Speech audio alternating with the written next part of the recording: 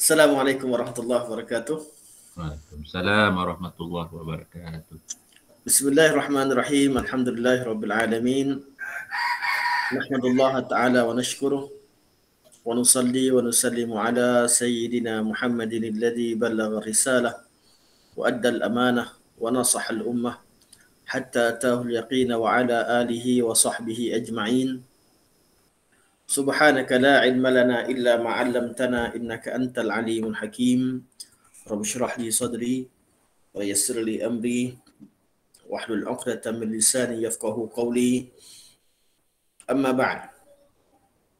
Fa inna asdaqal hadits kitabullah wa khairal hadi hadi Muhammadin sallallahu alaihi wasallam wa syarrul umuri muhdatsatuha wa kullu muhdatsatin bid'ah wa kullu bid'atin dhalalah wa kullu dhalalatin finnar. Thumma amma ba'd.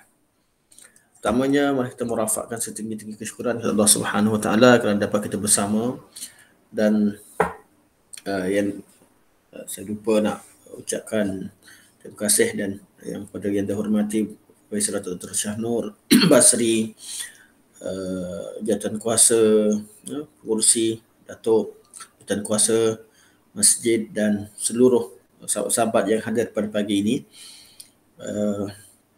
Hari ini saya login pakai laptop orang rumah. Jadi nama lain, minta maaf yang keluar situ, saya pun tak tahu macam nak betulkan. Dan saya hari ini antara sebab lambat, tadi lambat dan memang agak lambat sikit, pukul 7.30 baru lambat, 8.30 baru ni. Cuma saya untuk share hari ini, saya share link Ustaz Rosli. Jadi saya baru perasan, saya sendiri login masuk ke link Ustaz Rosli Cik Soh. Sebab handset saya ni ada masalah. Saya buat format, recovery balik handset, dia tak masuk semua, dia masuk yang mesej-mesej yang beberapa hari yang lalu. Jadi mesej yang untuk link hari ini saya tak dapat sharekan. Jadi ramai kawan-kawan kita yang tak dapat yang biasa dapat. Tak apalah, kita berpada dengan apa yang ada tu. Cuma insyaAllah yang lain mungkin ada yang dapat bantu share semula. Kalau saya terlupa, yang grup sekali saya, tolong sharekan lah. Sebab saya tersalah, saya sharekan link bukan link kuliah saya. Saya sendiri tekan masuk link tu tadi, tekan masuk macam tak ada siapa nak approve. Rupanya salah link. Okay. Jadi insyaAllah kita mula kuliah kita sambung semula. Kita sambung kuliah kita pada muka surat 491, kita tafsir ayat. Betul insyaAllah? Okey. Qul a'udzu birabbil falaq.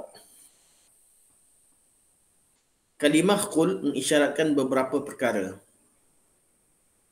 Qul pertama sekali mengisyaratkan amanah Nabi SAW dalam menyampaikan wahyu. Kalimah qul adalah perintah Allah kepada Nabi Muhammad SAW dengan katanya, katakanlah wahai Muhammad, iaitu itu perkataan yang Allah turunkan kepada perintah Allah kepada Nabi Muhammad.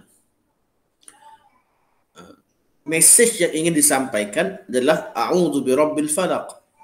Aku berlindung dengan Rabbil Falaq. Namun Nabi SAW tidak meninggalkan pun satu sepatah daripada wahyu yang Allah pernah turunkan kepada baginda SAW.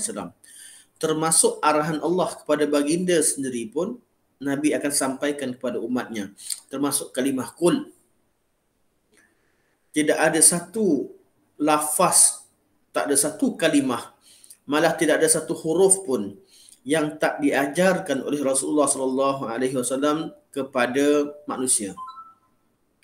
Begitu juga dalam bab agama, tak ada satu ibadah pun yang boleh mendekatkan seseorang kepada Allah Subhanahu Wa Taala yang tak diajarkan oleh Rasulullah SAW. Begitu juga dalam bab akidah, dalam bab ilmu pengetahuan kita terhadap perkara ghaib. Tidak ada satu berita ghaib yang kurang, yang Nabi lupa, atau tidak ada satu ilmu berkaitan dengan akidah umat Islam yang Nabi SAW terlepas pandang. Segala-gala yang sempurna disaksikan oleh Allah Subhanahu wa taala bila Allah kata al-yauma akmaltu lakum dinakum wa atmamtu alaikum ni'mati wa raditu lakum al-islam dinan. Semuanya telah disampaikan dengan sempurna.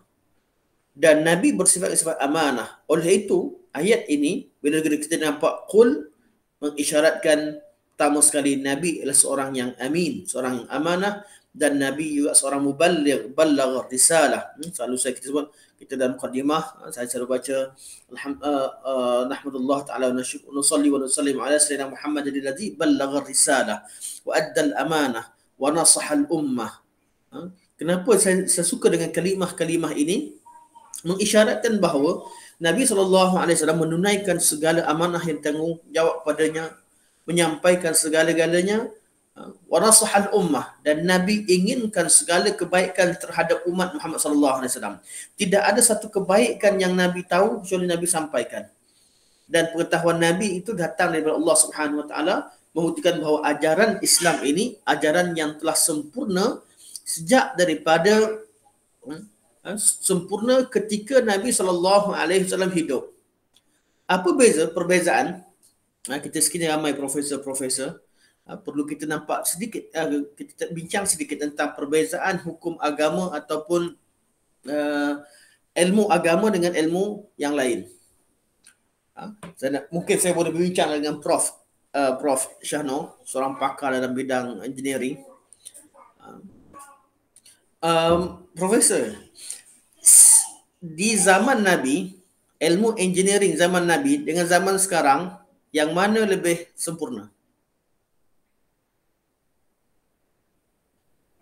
Engineering di zaman Nabi dan di zaman sekarang ya. Zaman dulu zaman sekarang, yang mana lebih advance? Dia dari segi teknologi, contoh teknologi, kalau kita pergi ke Mekah ni ada pengairan sebelum lagi zaman Nabi SAW kan, yang daripada Mekah sampai ke Mina Arafah tersebut. Teknologi air tu ada, tapi sistem dia sekarang lebih baik daripada sistem yang dahululah. Sistem dia dahulu. Terima kasih. Dari segi teknologi itu ada, tapi sistemnya sekarang lebih baik daripada zaman itu. Terima kasih. Wallah. Kita berpakat. Barakallahu fikum. Teknologi zaman Nabi dan juga semua ilmu lain, kebiasaannya ilmu dunia, zaman dulu bila datang zaman yang baru dia akan jadi lebih sempurna. Dulu kata beberapa imam, bila cerita siapa yang nak miskin, belajarlah ilmu kimia. Itu dulu perkataan lama imam-imam dulu, kata kalau siapa nak jadi miskin, belajar ilmu kimia. Sebab apa? Ilmu kimia ketika itu mereka fokus nak ubah besi tembaga, nak ubahkan jadi emas. Dia tak kena kimia dengan fizik dulu. Mereka belajar ilmu kimia fizik nak ubah tembaga supaya berubah jadi emas. Penghujungnya kimia takkan ubah apa-apa sunnatullah. Tapi ilmu berkembang. Jadi pengetahuan zaman kemudian lebih baik daripada pengetahuan zaman dulu berkaitan dengan urusan-urusan keduniaan. Tapi beza dengan urusan agama.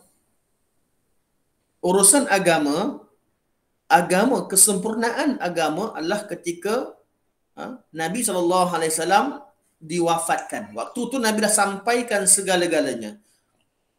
Akidah dah sempurna. Ibadah dah sempurna. Segala-gala berkaitan dengan agama telah sempurna. Jadi, tidak ada sesuatu perkara pun yang dapat melengkapkan kesempurnaan pada masa tersebut.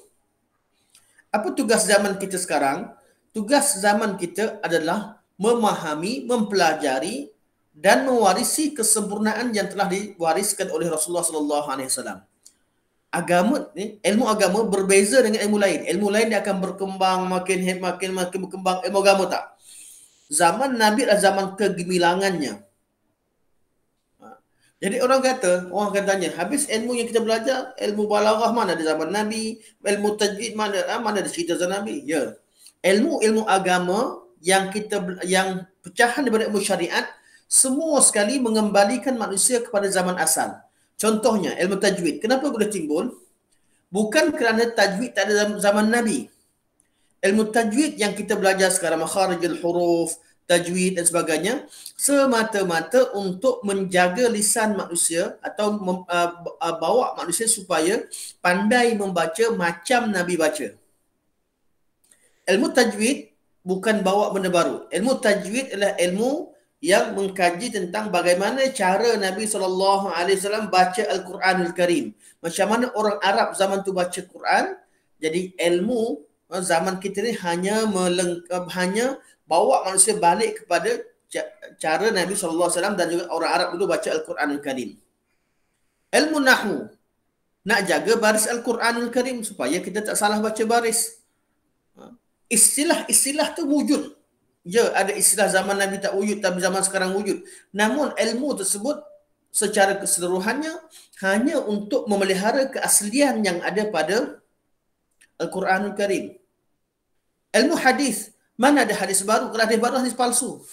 Kita kaji hadis semata-mata untuk nak dapatkan semua kandungan yang disampaikan oleh Nabi SAW. Ilmu qiraat, bukan ulama kemudian buat ilmu qiraat. Ilmu qiraat ulama kemudian pergi cari apakah yang diajarkan, qiraat, cara bacaan yang Nabi SAW ajarkan kepada manusia. Ilmu saraf, kaji struktur perkataan bahasa Arab agar bahasa Arab tadi, Al-Quran dan hadis ini dibaca dengan bahasa yang betul, struktur susunan yang betul. Begitu juga ilmu usul fiqh. Usul fiqh semata-mata kita belajar supaya kita faham betul cara mengambil hukum daripada hadis Nabi dan Al-Quranul Karim. Usul fiqh berkait dengan ayat Quran dan hadis sebagaimana sahabat-sahabat faham.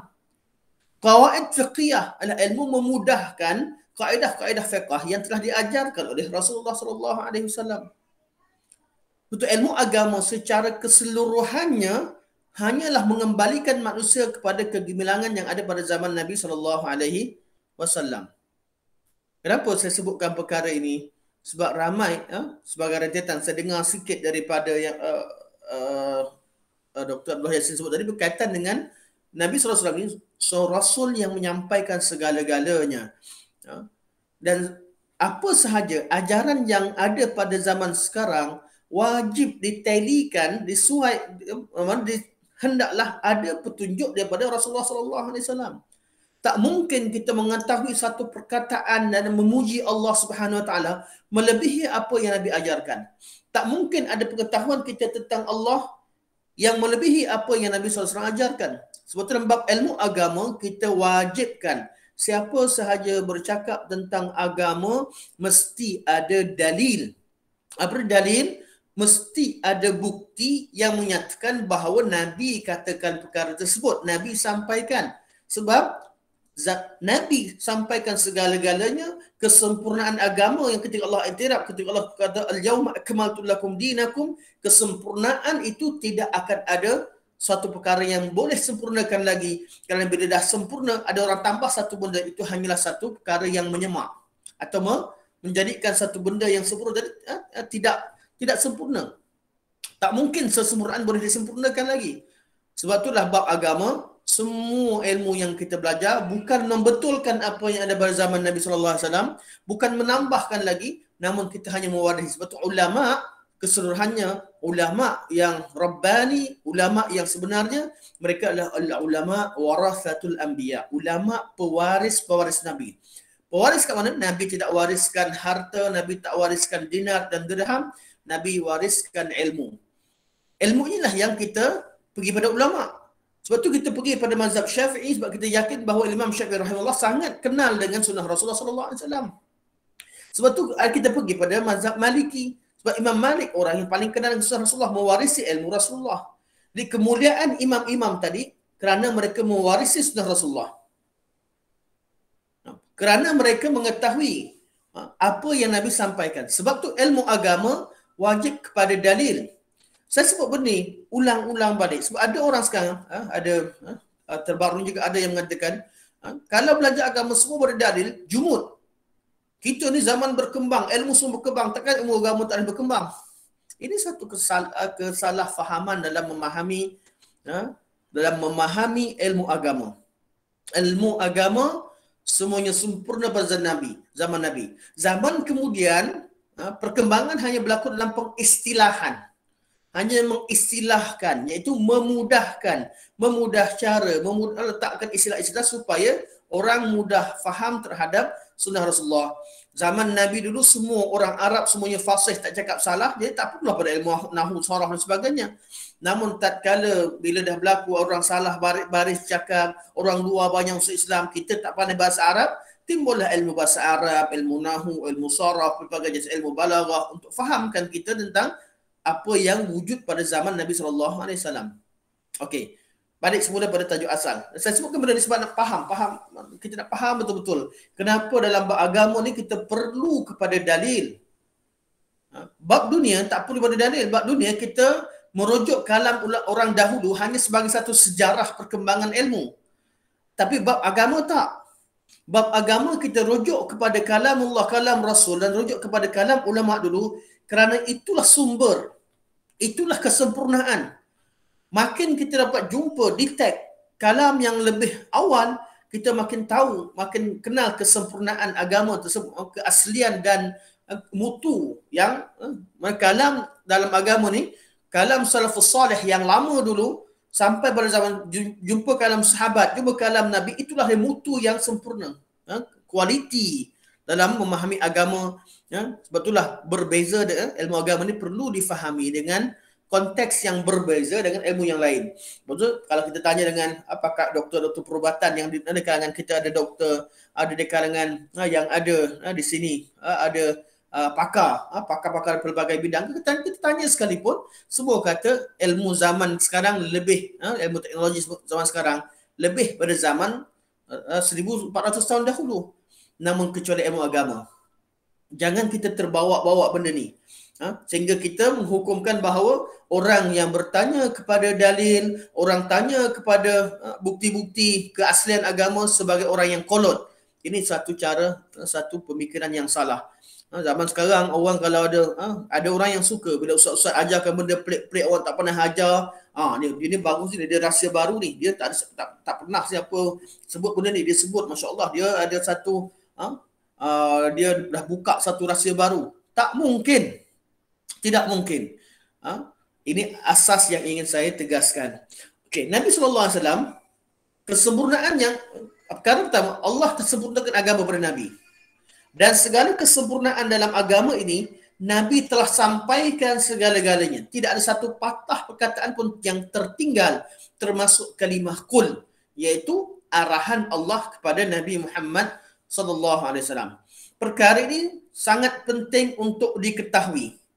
Kerana ada pihak yang mengambil kesempatan ketika mereka bawakan ajaran-ajaran yang Nabi tak pernah ajar, dia kata apa? Oh, Nabi tahu lebih baru tu lagi. Nabi begitu-begitu, Nabi cuma beritahu kita sikit je. Ini alasan yang diambil. Kononnya ada benda yang banyak benda lagi Nabi tak beritahu yang mereka tahu. Ini asas yang membuka pintu kepada banyak pintu kesesatan. Kononnya mereka mengetahui rahsia. Jadi mereka dengan Nabi sama level, boleh dapat korek rahsia direct daripada Allah. Ambil rahsia, ambil wahyu direct daripada Allah.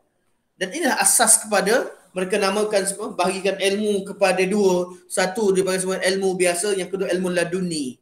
Dua-dua datang daripada Allah. Ilmu syariat, ilmu biasa ni datang melalui Nabi SAW. Ilmu laduni, wali-wali mereka dapat kontak direct dengan Allah. Dapat agama. Ini tak mungkin. Ilmu laduni kalau dimaknakan dengan betul, kalau kata wujud ilmu laduni yang betul, iaitu ilmu ilham yang Allah berikan kepada orang-orang soleh untuk dalam mengkaji kebenaran.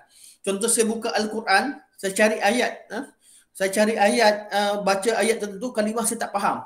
Saya pun solat, lepas solat selesai, buka-buka balik, Allah bukakan pintu hati, dapat faham kalimah-kalimah tersebut.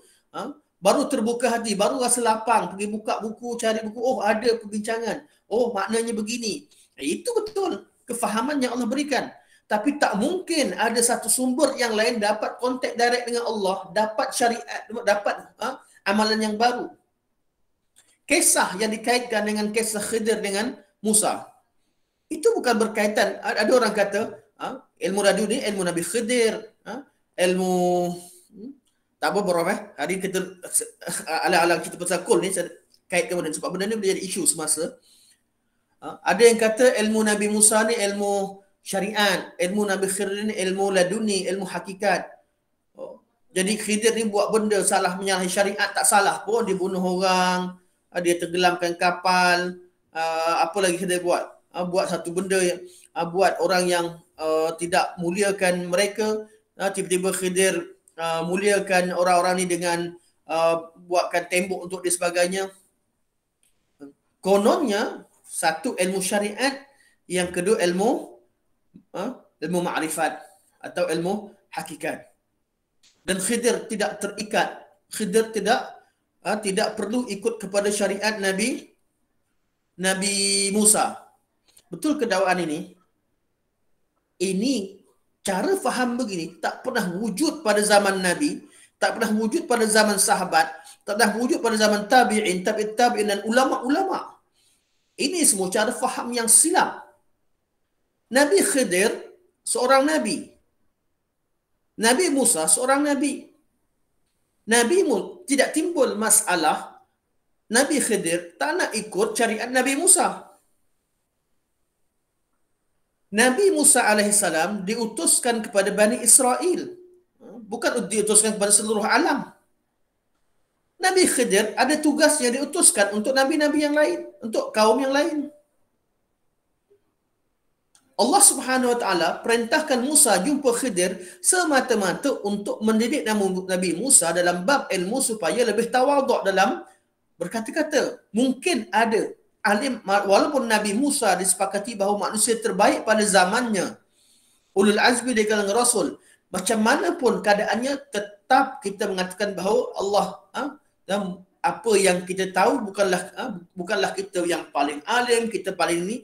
Itu hanya peristiwa yang berlaku sekali untuk didik Nabi Musa AS. Betul Allah perintahkan Khidir dengan perkara yang pelik, tapi perintah Allah ketika itu. Bukan Khidir dapat ilmu laduni. Khidir juga seorang rasul, seorang nabi, dapat wahyu. Dan apa yang Khidir lakukan ketika itu, perintah itu hanya terhad ketika berdepan dengan Musa untuk beritahu kepada Musa. Sebab itu Khidir sampaikan semula, ini semua bukan aku buat, Allah yang perintahkan. Perintah Allah terhadap seorang nabi untuk mentarbiah ataupun untuk menyampaikan ilmu pada nabi yang lain. Ini proses tarbiah yang Allah berikan kepada nabi-nabi dan rasul-rasul. Bukan dengan menisbahkan bahawa kononnya mazhab beragama ada dua. Satu mazhab nabi-nabi, yang kedua mazhab wali-wali. Nabi-nabi ikut Nabi Musa, yang wali-wali ni tak perlu ikut terikat dengan syariat. Sampaikan apa sahaja wali cakap boleh terima. Kononnya ada wali begini-begini. Ini satu mengajar. Sampaikan kata wali tak terikat dengan syariat, begini begitu, dia semua ahli hakikat makrifat. Ini asas yang sangat batil, yang buruk, yang menyebabkan ramai orang awam terkeliru. Asalnya mengagungkan orang soleh, mengagungkan wali-wali. Seperti mana disebutkan, kita yakin bahawa wali-wali yang disebutkan orang-orang soleh itu mereka baik, tak ada masalah. Mereka orang baik, mereka orang yang mulia, termasuk Syekh Abdul Qadir Jalani, Rabi'ah Al-Adawiyah, termasuklah Wali Songo, dikisahkan mereka orang-orang baik yang kita perlu hormat dan kita perlu doakan kebaikan untuk mereka, jasa-jasa mereka terhadap Islam, tapi bukan dengan menisbahkan bahawa mereka bawa ajaran yang lain daripada Nabi sallallahu alaihi wasallam ataupun mereka dapat sumber lain daripada Nabi sallallahu alaihi wasallam. Kalau mereka orang soleh, dan itulah kita doakan, mereka ialah orang yang paling taat terhadap sunnah Rasulullah sallallahu alaihi wasallam. Jangan gunakan alasan mereka untuk menggunakan nama mereka untuk keluar daripada ajaran yang diajarkan oleh Rasulullah sallallahu alaihi wasallam. Minta maaf, lari tajuk, kita balik semula. Tapi kalau ada soalan berkaitan dengan urusan ni, saya sangat alu-alukan untuk kita, sebab sekarang ni jadi tengah di Facebook, di Twitter, di Instagram tengah hangat tajuk-tajuk begini. Kerana ramai ada sebahagian daripada yang ustaz-ustaz yang terkenal yang mula memperkenalkan perkara secara di masyarakat awam, seolah-olah mereka ni memiliki satu perkara, dapat tahu satu benda, dapat merasai kewujudan wali-wali. Kononnya wali-wali ni orang yang tak mati, yang masih lagi hidup rohnya. Dari mana dia tahu urusan roh? Zaman Nabi Allah turunkan, orang datang tanya Nabi tentang roh, Allah cuma jawab kulir ruha min amri rabbi, roh itu urusan Tuhanku. Tiba-tiba zaman mereka cerita secara detail kewujudan roh-roh, kehidupan roh-roh, hanya wali yang kenal wali. Ini semua salah faham. Hakikatnya mereka hanya tukarkan istilah deva dan sakti letakkan pada wali dan karamah. Wali bukan seorang dewa dan karamah wali bukan sakti. Wali adalah hamba Allah yang taat kepada Allah Subhanahu wa taala. Karamah adalah kemuliaan yang Allah berikan, bantuan Allah terhadap agamanya melalui orang-orang soleh yang memperjuangkan agama Allah Subhanahu wa taala. Berlaku kenapa? Bukan dengan kehendak wali, berlaku dengan qada qadar Allah Subhanahu wa taala. Dan wali tidak memiliki kuasa sakti apa-apa. Mereka, Allah zahirkan keajaiban pada diri mereka pada keadaan tertentu, pada waktu tertentu, untuk membuktikan kebenaran yang mereka bawa, untuk mengajak manusia mentauhidkan Allah Subhanahu wa taala, ajak manusia kembali kepada ajaran Nabi sallallahu alaihi wasallam, bukan untuk ajar manusia keluar daripada syariat seperti yang diajarkan oleh golongan ini. Kembali kepada ayat tafsir. Qul. Jadi qul pertama saya mengisyaratkan bahawa Nabi sallallahu alaihi wasallam telah menyampaikan segala wahyu yang Allah Subhanahu wa taala turunkan. Yang kedua, qul bererti perintah yang tegas. Sebut saja qul, ini adalah perintah yang tegas. Katakan, bukan setakat buat, katakan seperti mana yang aku katakan. Ya, perkataan-perkataan yang kita baca selepas itu mesti word by word sebagaimana yang diajarkan, diperintahkan, ditalkinkan oleh Allah Subhanahu wa taala. Jadi kalau kita baca perkataan qul, artinya ini perintah, sesuatu yang perlu diperkatakan.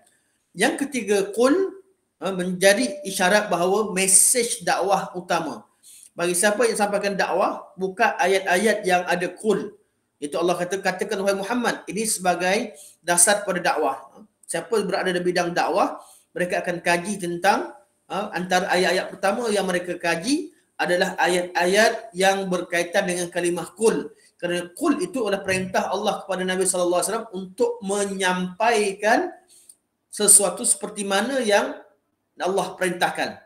Dan itulah konten dan isi kandungan dakwah dakwah nabi-nabi dan rasul-rasul, itu dakwah terutamanya dakwah Nabi sallallahu alaihi wasallam. Keempat, kalimah qul meringankan beban Nabi sallallahu alaihi wasallam. Setengah daripada perintah Allah berat untuk diucapkan di depan orang kafir. Contoh ayat qul ya ayyuhal kafirun, kita akan baca nanti. Tiba-tiba orang kafir datang offer nak berbaik dengan Nabi sallallahu alaihi wasallam. Dia nak Mekah ni setahun dijadikan agama Islam sebagai agama rasmi, tahun depan berubah agama, letak balik berhala. Ini kata mereka win-win situation. Jangan, tak perlu bergaduh, tak perlu berebut agama, kita bergabunglah, kita berbaik. Lupakan persekongkolan, setahun kami sembah Tuhan kamu, tahun depan kalian sembah Tuhan kami. Allah kata, wahai orang kafir, ya ayyuhal kafirun. Ayat tu, dia orang tengah nak berlembut, nak datang berdamai, Allah turunkan ayat, wahai orang-orang kafir. Satu-satunya ayat Quran yang panggil mereka wahai si kafir, wahai orang-orang kafir. Ayat ni berat untuk diungkapkan. Tapi kerana ada kalimah kul, Allah yang suruh kata kul ya ayyuhal kafirun, kalimah kul tadi meringankan beban Nabi sallallahu alaihi wasallam dalam menyampaikan dakwah. Dan banyak lagi ulama bincang tentang kul, malah ada banyak tesis yang ditulis berkaitan dengan dalalah ayat kul dan juga mana-mananya. Ini sebahagian daripada 4. Saya pilih 4 dalalah yang penting bila kita berdepan jumpa kalimah kul. Jadi kalau kita nak belajar ajar tafsir sebagainya, nak ajar anak-anak, kita jumpa kalimah kul je, kita dah bekalkan 4 perkara. Kul ni erti amanah Nabi sallallahu alaihi wasallam. Kul ni adalah konten dakwah.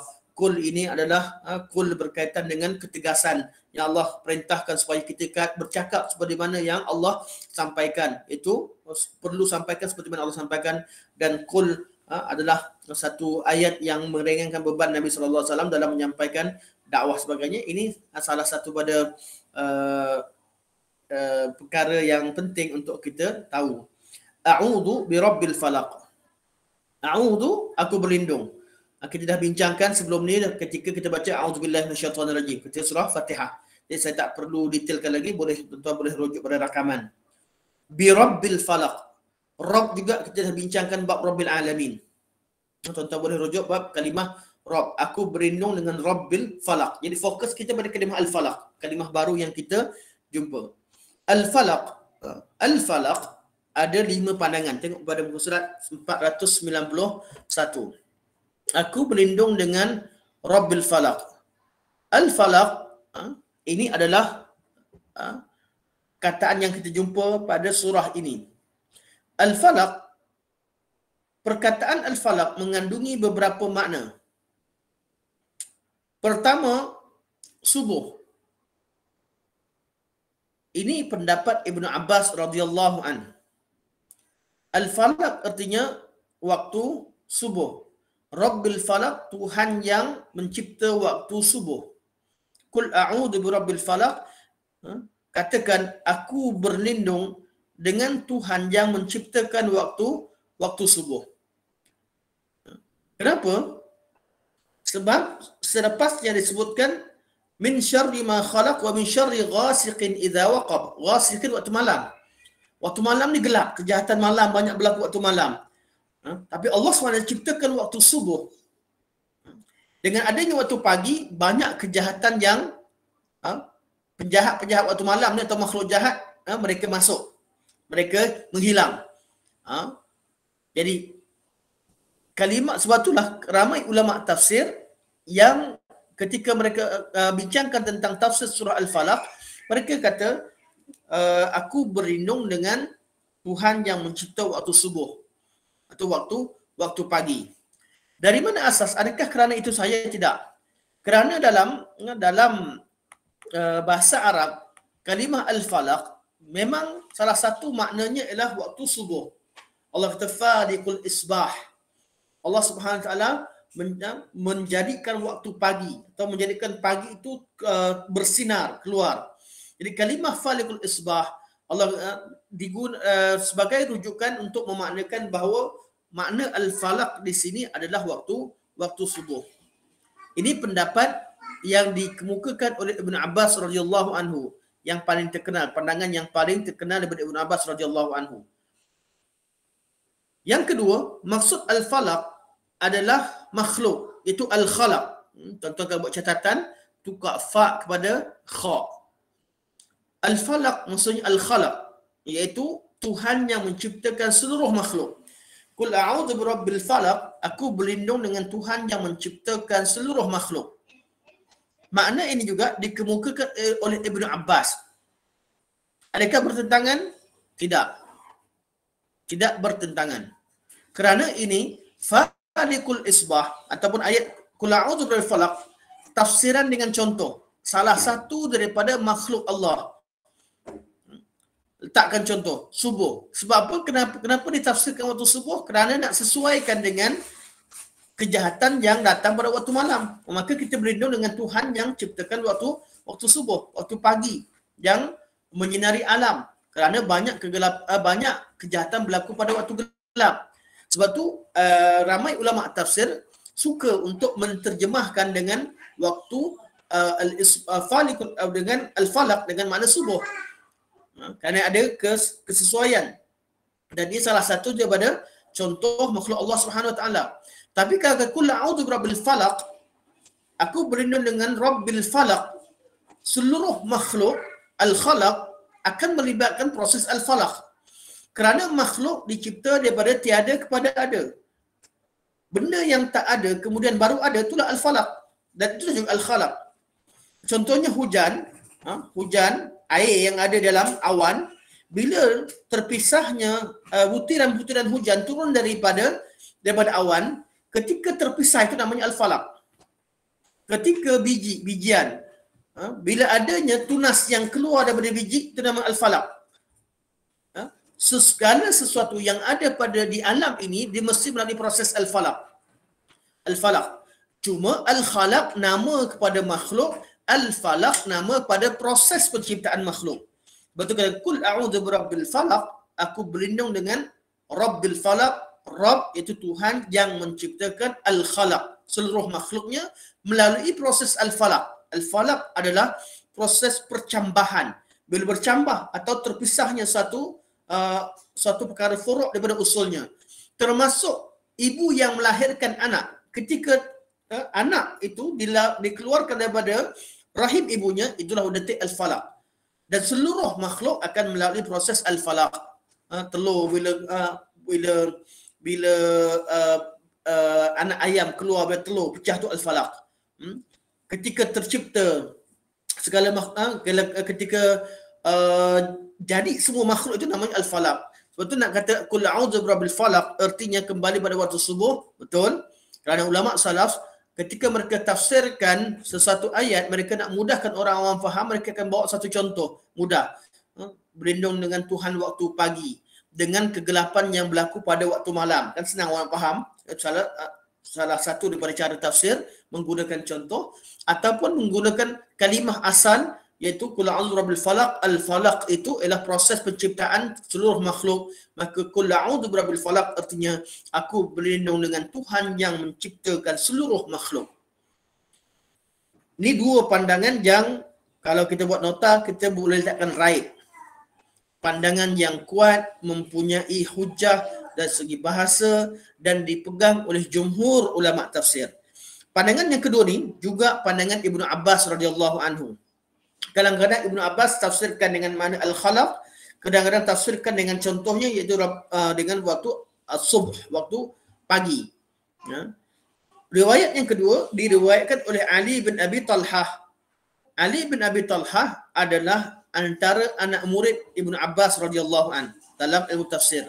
Malah kita ada juzuk dalam tafsir, siapa belajar tafsir Ibnu Abbas ni ada banyak riwayat. Tuan-tuan kalau nak cari Ibnu Abbas punya pandangan, ada lebih kurang 5 jalan, 5 riwayat daripada Ibnu Abbas. Antaranya ialah Ali bin Abi Talhah. Jadi di sini mungkin ada kesilapan di sini dalam catatan ditulis sini ini pendapat Ali bin Abi Talhah daripada Ibnu Abbas.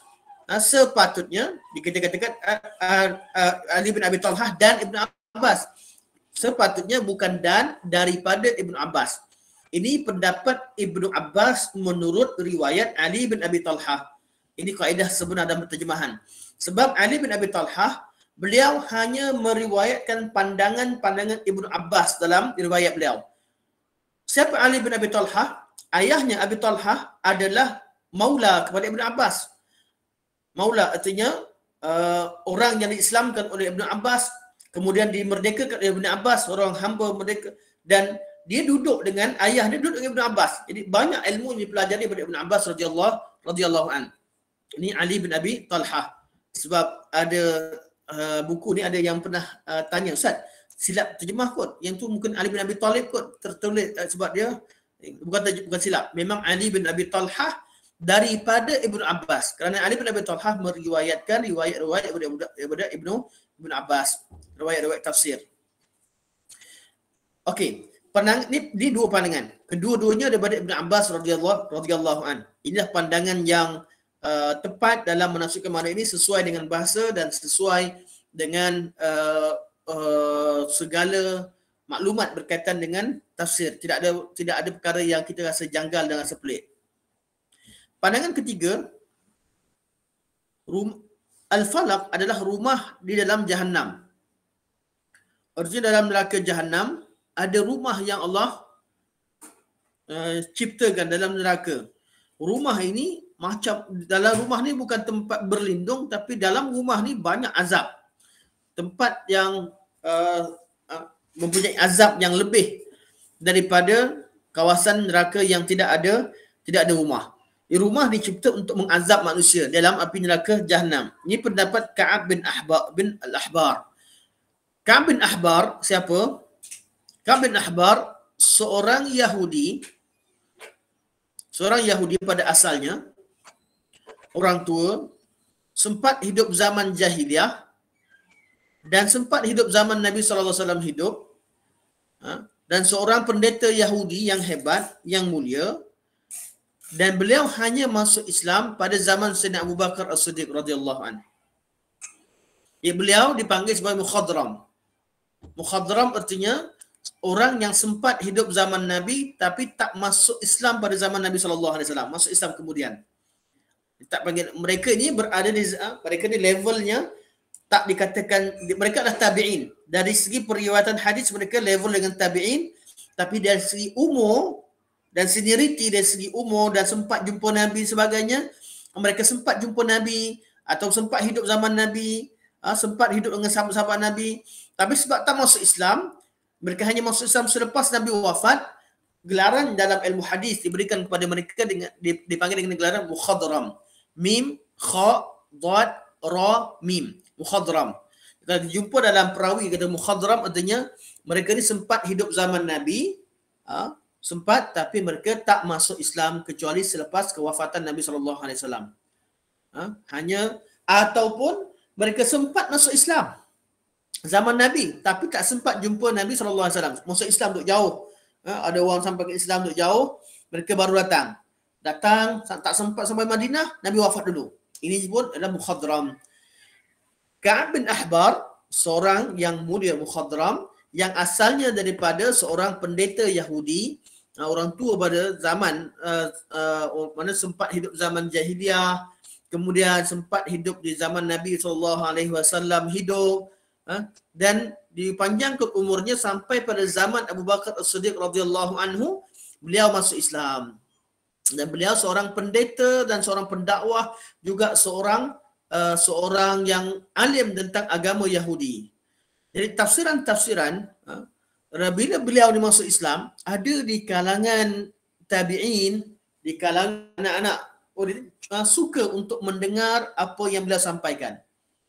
Beliau sampaikan, beliau ajarkan, beliau dalam bab agama, beliau tidak akan bawa perkara yang di luar dalam agama Islam. Namun ada majlis tertentu, ni wujud pada zaman salafus salih dahulu, mereka ada majlis tertentu, mereka berikan ruang untuk orang-orang yang alim terhadap agama-agama masing-masing, mana agama-agama terutama kaum Yahudi, untuk berbincang dan share apa yang ada pada agama lain. Macam zaman sekarang ni ada orang cerita tentang perbandingan agama, cerita. Maksudnya kalau Al-Falaq ni dalam Yahudi, mereka diberikan makna Yahudi dalam kitab Yahudi dahulu, mereka akan faham falak ini dengan sebuah rumah dalam neraka. Jadi sumbernya, sebab tu kalau berita-berita datang dari Ka'ab bin Ahbar dan yang seumpama dengannya pendeta-pendeta yang masuk Islam, ulama akan cuba pastikan maklumat yang disampaikan oleh mereka ini maklumat yang diambil daripada Nabi SAW, ataupun dalam majlis, maklumat yang disampaikan dalam majlis untuk cerita tentang berita-berita yang ataupun isi kandungan agama yang ada pada agama asal mereka, sebagai satu share. Mereka buat dua majlis. Majlis untuk ajar agama tentang Islam, mereka takkan masuk campur, mereka ajar. Tapi ada hari-hari tertentu sekadar untuk share maklumat, mereka sampaikan. Cuma masalah berlaku pada periwayatan. Sebahagian daripada perawi, ketika mereka merawikan, mereka tak sebut dengan detail maklumat yang disampaikan ini daripada majlis mana satu, daripada kelas mana satu. Kat sinilah berlakunya, masuknya riwayat-riwayat, salah satu pintu berlakunya pintu riwayat Israiliyat. Itu riwayat-riwayat yang diambil daripada Bani Israel, kalangan Yahudi atau Nasrani dengan pendeta-pendeta mereka ketika membincangkan tentang agama. Bukanlah kerana mereka ini nak burukkan agama Islam sebagainya, tidak. Ada yang begitu. Ada yang masuk ke riwayat Israiliyat untuk merosakkan agama. Tapi kebanyakan golongan-golongan seperti Ka'ab bin Ahbar rahimahullah, beliau seorang yang mulia walaupun berasal dari Yahudi, dan beliau pisahkan majlis. Mereka buat majlis yang lain, kelas yang berbeza.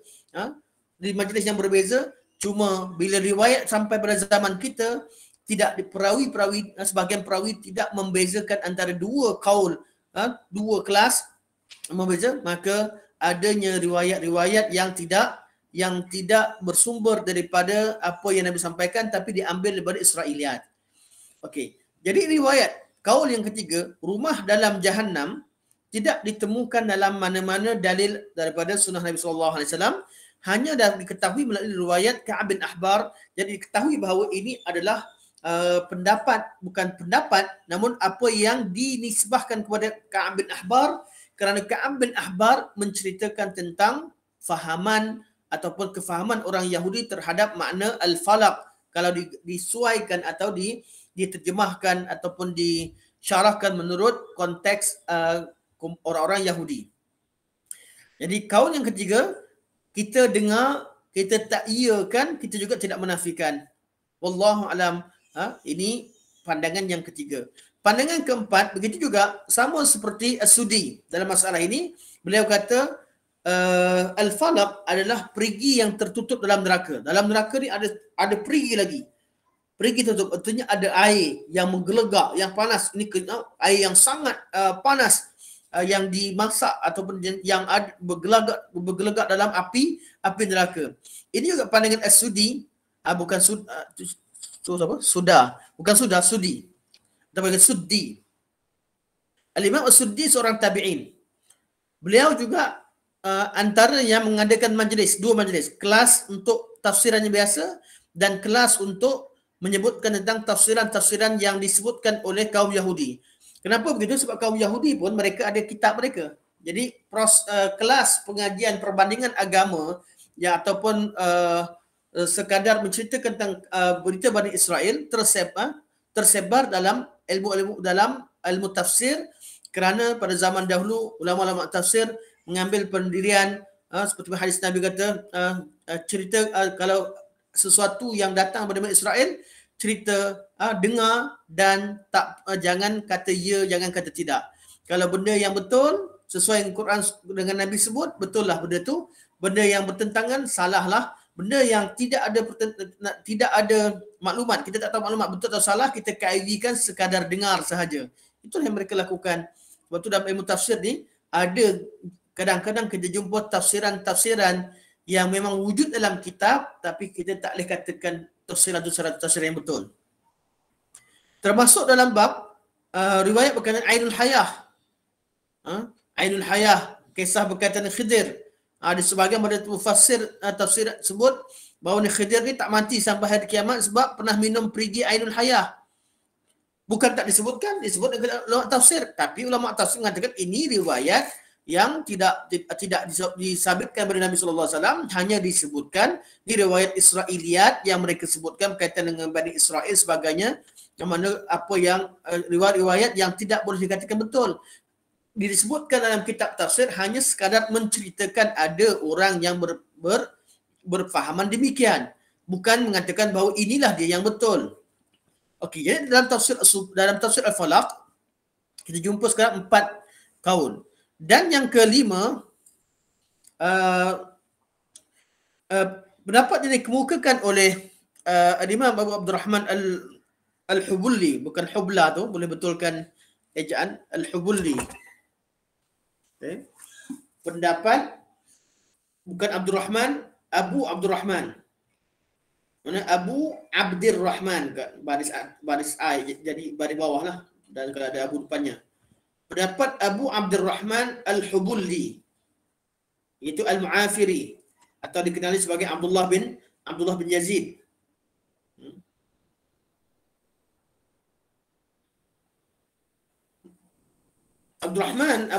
Abi Abdurrahman Al-Hubuli seorang tabi'in. Salah seorang tabi'in. Dan pandangan yang kelima ini mungkin betul salah satu neraka, tapi oleh kerana kita tidak temukan dalil dalam Al-Quran dan hadis yang mengatakan bahawa Al-Falaq ni nama neraka, kita tak dapat nak jazamkan qaul yang benar, tapi kita tetap sebutkan dalam tafsir, tetap disebutkan sebagai i'tibar. I'tibar maksudnya apa? Kita dah ambil tahu, kita dah ambil maklum.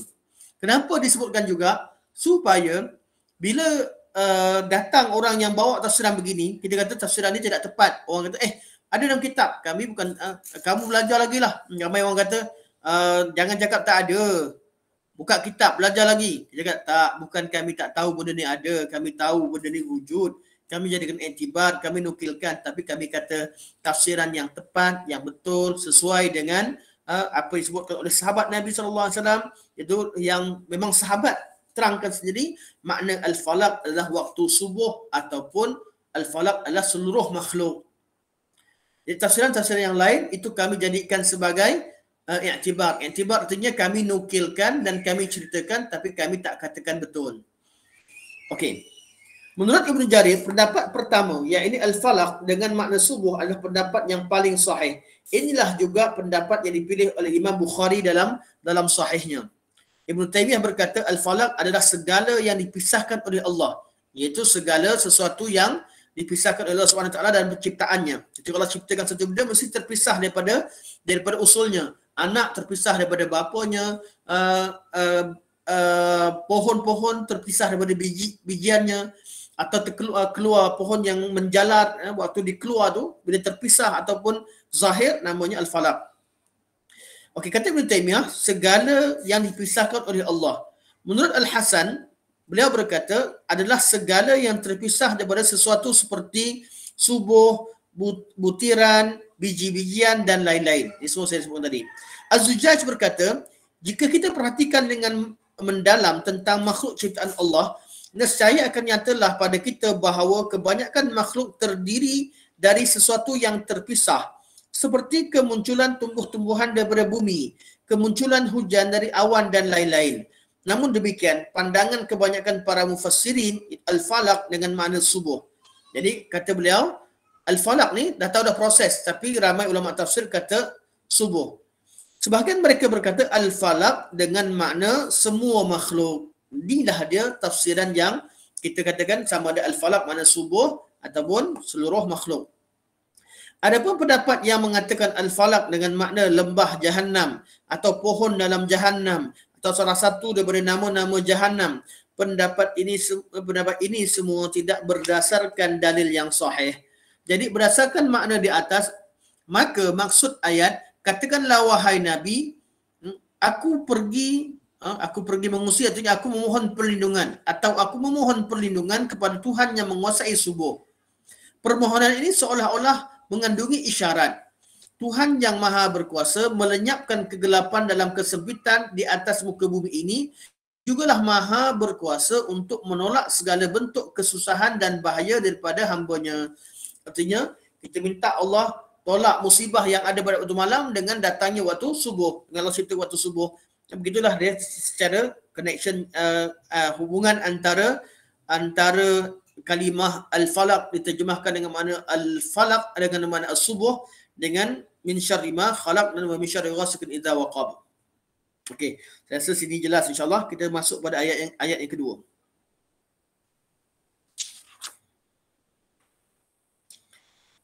Yang kedua, min syarri ma khalaqa. Min daripada, syarri kejahatan, ma khalaq apa yang diciptanya atau kejahatan makhluknya. Jadi Allah ada cipta kepada kejahatan wujud tak?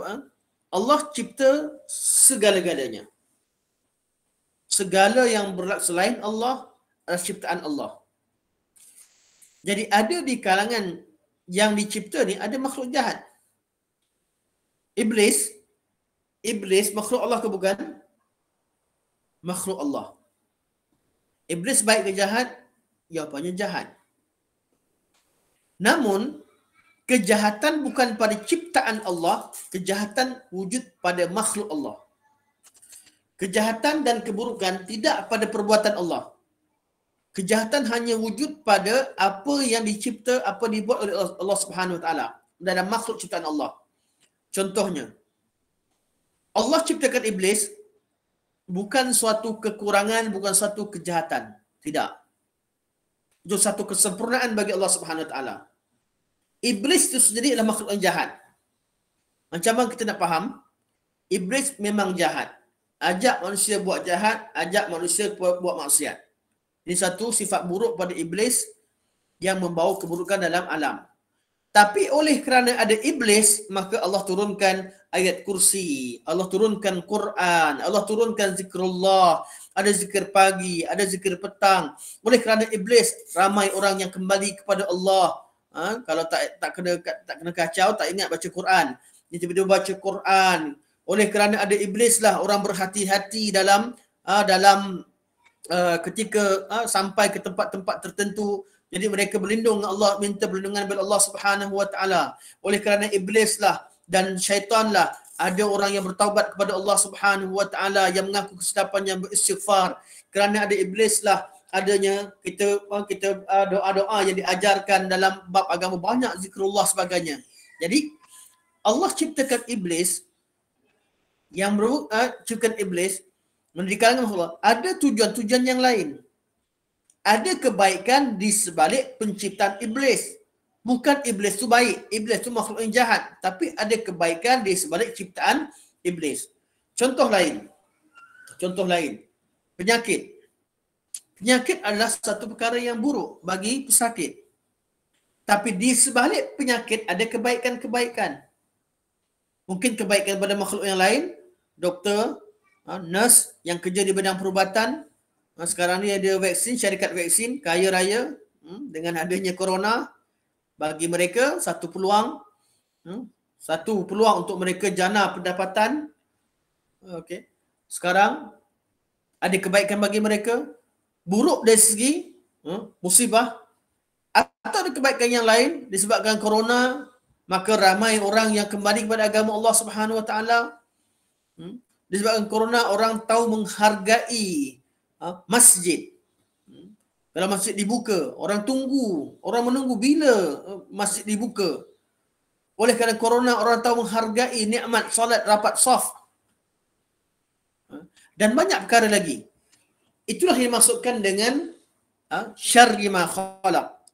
Kejahatan makhluknya. Jadi makhluk Allah, ada makhluk Allah yang jahat. Namun perbuatan Allah cipta satu benda tidak ada bodoh. Ada, Allah buat segala perkara semuanya sempurna, ada hikmah dan ada tujuannya. Kita buat soalan dalam ujian. Soalan kadang-kadang kita bagi soalan yang senang. Kadang-kadang kita bagi soalan yang susah. Soalan yang susah ini jadi musibah kepada pelajar-pelajar yang tak study betul-betul. Soalan trik. Bukan bererti soalan itu menunjukkan kejahilan pensyarah ataupun guru, tidak. Guru yang buat soalan yang susah tadi, seorang guru yang bijaksana. Kerana guru tadi buat soalan untuk bezakan antara pelajar yang betul-betul genius dengan pelajar-pelajar yang faham biasa dengan pelajar yang tak baca langsung. Kalau belajar soalan, kita bila buat soalan, kita ramai di kalangan kita pensyarah, profesor sini, mesti kita 3 jenis soalan. Soalan yang kita target semua pelajar boleh jawab. Soalan yang umum, yang markah, kita bagi markah free lah. Cukupkan lulus. Dan soalan ni biasanya dapat markah lulus lah. Asal dia baca, lulus. Ada soalan yang kita jadikan hanya pelajar yang baca semua yang lulus. Adalah dapat satu. Dan ada soalan trik yang kita nak bezakan pelajar genius dengan pelajar biasa. Itu biasa bila buat soalan. Saya pun kalau buat soalan, ni memang begitulah soalan-soalan yang kita buat. Ada satu soalan, 2 soalan trik yang kita nak bezakan. Siapa boleh jawab? Bila budak ni boleh jawab, kita dah, budak ni bijak ni. Kita tahu dah berapa ramai yang boleh jawab. Allah Subhanahu Wa Taala ciptakan kita untuk diuji. Macam-macam ujian yang Allah berikan. Sebahagian daripada semua yang Allah ciptakan itu sama ada makhluk, adanya orang baik, adanya orang jahat, ada orang yang panas baran, ada orang yang cool, ada orang yang semua ini adalah ujian Allah SWT. Allah Maha mengetahui apa maksud di sebalik kejadian, di sebalik penciptaannya. Untuk Allah semuanya baik. Tapi dalam makhluk secara personal ada makhluk-makhluk yang jahat. Kenapa kena berjahat? Sebab qada-qadar yang jahat atau makhluk yang jahat itu tidak sesuai dengan keadaan kita. Kita tak suka dengan nyamuk sebab kita kena gigit. Tapi bagi kilang nyamuk, dia suka ada nyamuk. Dia bila nyamuk banyak, produk dia makin dapat makin laku ubat nyamuk yang dijual. Selama ni tak laku. Selama ni orang nak spray je. Bila nyamuk banyak sangat, habis yang spray, orang balik semula bakar yang asap tu. Untunglah formakilah. Dan inilah dia contoh untuk kita mudah faham. Jadi adakah Allah cipta, Allah ada perbuatan yang buruk yang Allah buat? Tak. Perbuatan Allah maha sempurna, maha hikmah. Keburukan yang ada adalah terdapat pada sebahagian makhluk Allah. Kerana buruk itu pun buruk secara nisbi. Bagi dia buruk, bagi orang lain tidak buruk. Okey.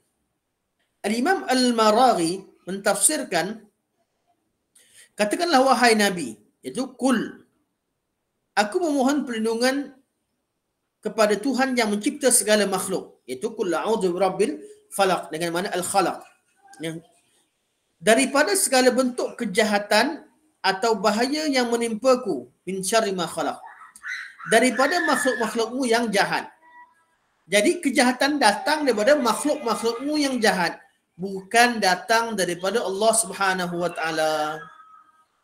Allah ciptakan ada makhluk jahat, tapi pada masa sama Allah ciptakan ada perlindungan. Allah ciptakan ada syaitan, tapi Allah ajarkan cara perlindungan. Siapa yang baca zikrullah selamat daripada syaitan. Siapa yang tak baca zikrullah, dia tersangkut dengan syaitan. Syaitan kacau dia. Itu kerana kelalaian diri sendiri. Jadi kita minta perlindungan daripada kejahatan syaitan. Syaitan jahat. Tapi Allah Subhanahu wa taala segala yang ada pada Allah semuanya adalah sempurna dan baik. Syekh Abu Bakar Al-Jazairi berkata, Prof kenal lah doa Syekh Abu Bakar Al-Jazairi. Kami di Madinah Munawwarah. Siapa yang duduk Madinah, terutama di zaman saya kenal yang Prof, kita kenal tahun bila Prof? 2005-6 ketika di Madinah, bukan 56, 78 itulah tahun-tahun ketika di Madinah Munawwarah. Zaman tu Syekh Abu Bakar Al-Jazairi masih lagi aktif. Beliau mengajar kelas beliau masih aktif mengajar kelas tafsir, walaupun ditolak dengan kursi roda. Tapi kalau dah siapa yang kenal beliau di zaman-zaman akhir, beliau dah terlalu uzur. Sampai kelas banyak tangguh. Ini seorang ulama besar berasal daripada Aljazair, daripada Algeria, yang mengajar di Masjid Nabawi, bekas pensyarah Universiti Islam Madinah Munawwarah, ulama besar daripada Algeria yang menetap di Madinah Munawwarah. Okay. Jadi pandangan beliau dalam tafsir merupakan pandangan beliau, terutamanya kelas-kelas waktu beliau masih sihat, cergas. Beliau terangkan satu perkara sangat detail dengan cara yang mudah, Okey, Syekh Abu Bakar Al-Jazairi berkata, daripada segala maksud min syarri ma khalaq ialah daripada segala kejahatan makhluk-makhluk yang jahat. Sama ada haiwan yang mukallaf, iaitu manusia lah. Ini istilah ilmu mantik. Dia kata haiwan yang mukallaf, iaitu haiwan ada maksudnya hidup, makhluk hidup. Haiwan yang mukallaf artinya insan lah, manusia. Atau haiwan yang tidak mukallaf, seperti jenis binatang. Maksudnya haiwan ni makhluk yang hidup dan mempunyai keinginan, makhluk yang mempunyai keinginan bebas melakukan apa yang dikehendaki, namanya haiwan. Haiwan yang mukallaf, manusia yang terikat dengan hukum Allah, yang diberikan akal, dan haiwan yang bukan mukallaf ialah haiwan-haiwan yang lain. Di kalangan haiwan ni ada yang jahat, ada yang baik. Orang baik, orang jahat. Binatang, ada binatang baik, ada binatang yang jahat. Dan juga daripada jamadat, dia benda-benda mati. Pisau. Kita jalan, takut-takut terpijak pisau. Takut-takut terpijak duri. Takut-takut langgar benda-benda tajam. Ini semua makhluk yang jahat. Bukan bererti pisau tu jahat. Tapi kejahatan yang ada pada pisau. Keburukan yang ada pada pisau. Pisau tu baik pada asalnya. Dicipta dengan tujuan tertentu. Namun pisau boleh bawa kepada kejahatan. Itu yang kita minta perlindungan. Ciptaan Allah. Sebab tu ciptaan Allah pada makhluk Allah. Termasuk iblis. Asalnya iblis bukanlah makhluk yang murka. Iblis bukan tercipta sebagai makhluk yang murka. Tak. Iblis dia yang pilih untuk murka pada Allah. Sampai ada. Oleh kerana berlakunya iblis yang lawan dengan Allah Subhanahu Wa Taala, adanya kejahatan, kita minta kita dijauhkan daripada kejahatan tersebut. Kadang-kadang kita minta kejahatan pada makhluk. Siapa? Kawan-kawan sendiri, kawan yang dengki dan sebagainya. Semua ini dibincangkan surah Al-Falaq. Maksudnya daripada kejahatan semua makhluk yang jahat. Okey. Kenapa saya syarahkan kat sini betul-betul? Sebab ramai orang yang golongan yang sekarang ni membantah Allah Subhanahu Wa Taala. Kata kalau Allah tu wujud, betul-betul wujud, kenapa masih ada penjenayah? Kenapa masih ada kemiskinan? Kenapa masih ada begini dan begitu? Disebutkanlah makhluk masalah-masalah yang ada pada alam, seolah-olah Allah Subhanahu Wa Taala tidak mampu menyelesaikan masalah tersebut.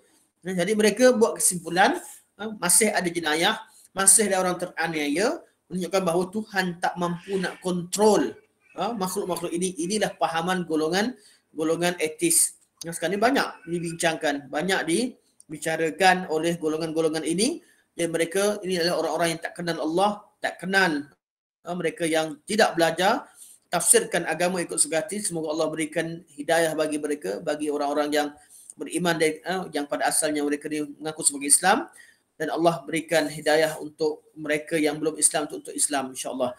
Okey, sampai sini dulu. Saya sampai sini. Ayat ni saya akan pada pertemuan akan datang kita sambung tentang makna syarri ma khalaq ni. Adakah makhluk Allah, semua makhluk Allah ada kejahatan, ataupun hanya sebagian Allah yang memiliki kejahatan? Kita sendiri kita akan kenal dua istilah, umum itlaqi dengan umum taqyidi atau umum wasfi. Kita ni, adakah semua makhluk ada baik dan buruk? Kita berlindung daripada benda yang buruk, ataupun ada makhluk yang memang tak ada keburukan langsung? Ini yang dibincangkan pada pertemuan akan datang, insya-Allah. Kita buka pada soalan, insya-Allah. Minggu lepas ada soalan tak berjawab, Ustaz. Pasal ruqyah. Ingat ada satu pertanyaan.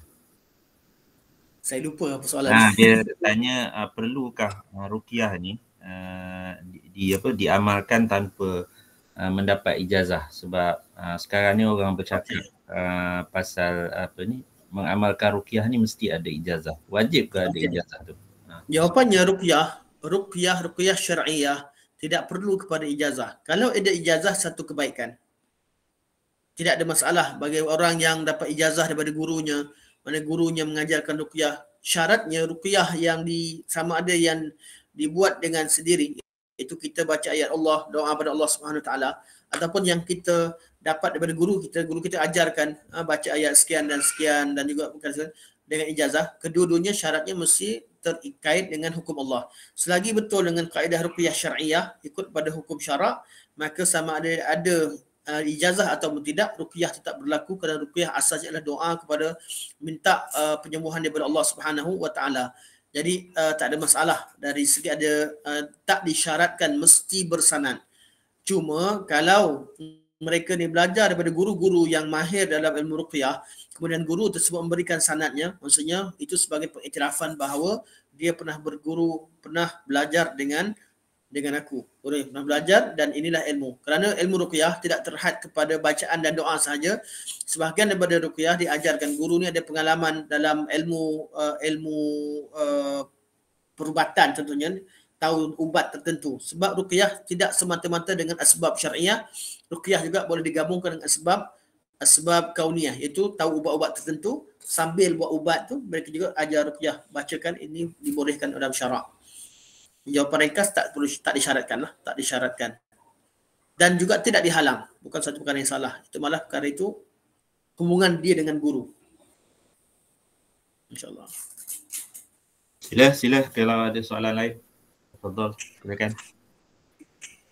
Assalamualaikum, Ustaz. Alhamdulillah wabarakatuh. Allahu Akbar. Gini Ustaz. Selamat. Ya. Kalau dulu saya pernah dengar saja Israiliyat ni, saya tolak ke tepi dulu. Sebab takut. Tapi dengan Ustaz terang tadi, maknanya ada yang boleh pakai, ada yang tak boleh pakai. Mana kita boleh dengar. Ya? Israiliyat, dia bukan betul dan baik kerana dia. Tak, kerana dia apa yang disebut tu sama macam Nabi sebut. Jadi nilai Israiliyat mana? Nilai Israiliyat hanya untuk kita ceritakan. Jadi kalau benda yang Nabi cerita, Yahudi pun cerita faham begitu, kita tahu, oh sesuai. Bila kita nak dakwah, senanglah kat Yahudi. Korang kan dalam agama korang kan ada juga faham begini. Jadi dia bukan Israiliyat, bukan sumber agama kita, tapi sebagai pengetahuan kita, bila kita tahu, mudah kita nak berdakwah kepada golongan Yahudi atau golongan-golongan di luar sana yang bukan agama kita yang faham begitu. Jadi kita tahu Israel lebih kepada kita mempelajari pandangan Bani Israel dalam masalah-masalah tertentu. Jadi kita tak dikatakan betul, tak dikatakan salah, dan itu bukan sumber kita. Tapi sekadar cerita. Macam kita belajar tentang agama Buddha, dia ajar tentang kejujuran sebagainya, kita tahu. Bukan sebab kita ni jujur agama Buddha. Jujur kerana agama Islam, kita tahu itu betul. Tapi bila nak bercakap orang Buddha dan sebagainya, kita tahu, oh, dalam agama Buddha kan ajar 5 akhlak yang perlu kita amalkan, gini begitu. Tujuannya apa? Tujuannya mengambil benda tu kita tahu betul. Apa yang diajarkan tu bukan bukan benda yang salah, benda yang betul bukan kerana dia tapi kerana bersesuaian dengan agama Islam. Okey Ustaz, sambung sikit. Apa ni, dari sudut akidah macam mana Ustaz? Ada tak yang kita jumpa dengan Israeliat ni? Bab akidah berkaitan dengan berita-berita perkara ghaib, Israeliat ada. Bab akidah masalah berlaku bukan pada tidak timbul masalah Israeliat, tak disebutkan, jarang kita temukan sebab mereka tak akan cerita bab akidah ni, mereka tegas ulama dahulu. Cuma masalah berlaku pada kurun yang ke-4 ataupun ke-5 bila datang ilmu kalam. Itu bila datang ilmu mantik, mereka cuba praktiskan kaedah mantik dalam bab akidah. Jadi semua benda ditakrifkan. Selepas mereka takrifkan jadi huru-hara. Contohnya istiwa. Allah di atas, beristiwa di atas arasy. Untuk dalam salaf dahulu faham istiwa atas arasy tu biasa umum serahkan pada Allah kaifiahnya. Datang ilmu mantik, mereka nak tafsirkan. Sebab ilmu mantik mesti mentakrifkan semua benda. Contohnya, contoh berkaitan dengan tangan Allah.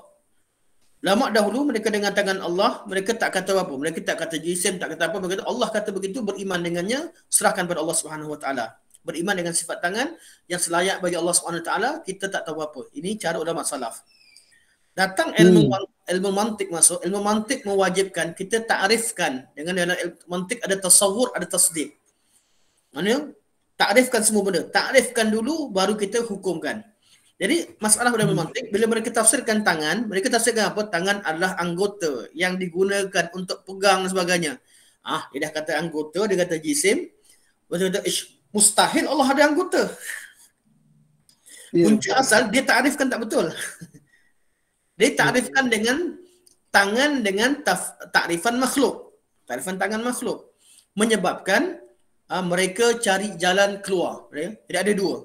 Satu, golongan boleh timbulnya kaedah mantik dibawa masuk dalam ilmu akidah berkaitan dengan sifat Allah. Mereka takrifkan tangan sebagai anggota yang diguna, yang memiliki 5 jari yang digunakan untuk memegang dan sebagainya. Dengan pentarifan begini, maka timbul dua golongan. Satu golongan kata, kalau Allah kata, terima je lah. Jadi kata Allah pun, tangan Allah pun sama dengan tangan makhluk, ada begini dan begitu. Ini golongan mujassimah yang terkeluar daripada akidah Islam. Golongan itu menafikan sifat itu daripada Allah. Mustahil Allah ada tangan. Tak boleh kata Allah ada tangan. Kalau ada tangan, dia sama dengan makhluk. Golongan Mu'attilah. Sama juga ilmu kalam. Jadi Ahlussunnah wal Jamaah tidak mentafsirkan sifat Allah dengan sifat makhluk. Mereka bila jumpa sifat Allah, Allah memiliki sifat tersebut sebagaimana Allah beritahu, cuma caranya serahkan pada Allah Subhanahu Wa Taala, kita tidak tahu lebih daripada apa yang Allah beritahu. Jadi ilmu akidah ni banyak masalah, bukan bahawa Israeliat, banyak masalah pada ilmu kalam itu sendiri ataupun ilmu mantik yang dibawa dalam ilmu akidah. Punca asal pada mentakrifkan. Sebab tu ramai ustaz-ustaz sekarang, dia kata Allah ada tangan. Allah tu tangan. Dia habis dia kata Allah ada tangan. Habis dah kafir. Dia kata Allah sama makhluk. Masalah bukan sama makhluk. Masalah pada pentakrifan maksud itu sendiri. Okey, jazakumullah khairan, barakallahu fikum. Terima kasih banyak-banyak atas kehadiran tuan-tuan dan puan. Sampai saya minta maaf banyak-banyak. InsyaAllah kita jumpa pada pertemuan akan datang insyaAllah pada hari Jumaat depan. Biiznillah. Okey, insyaAllah. Terima kasih semua sekali. Barakallahu fikum wa jazakum khairan. Hayakumullah. Subhanakallah wa hamdika asyhadu an la ilaha illa anta astaghfiruka wa atubu ilaik. Wa sallallahu alaihi wasallam Muhammad wa ala alihi wa sahbihi wa baraka wa sallam. Walhamdulillahirabbil alamin. Assalamualaikum warahmatullahi wabarakatuh.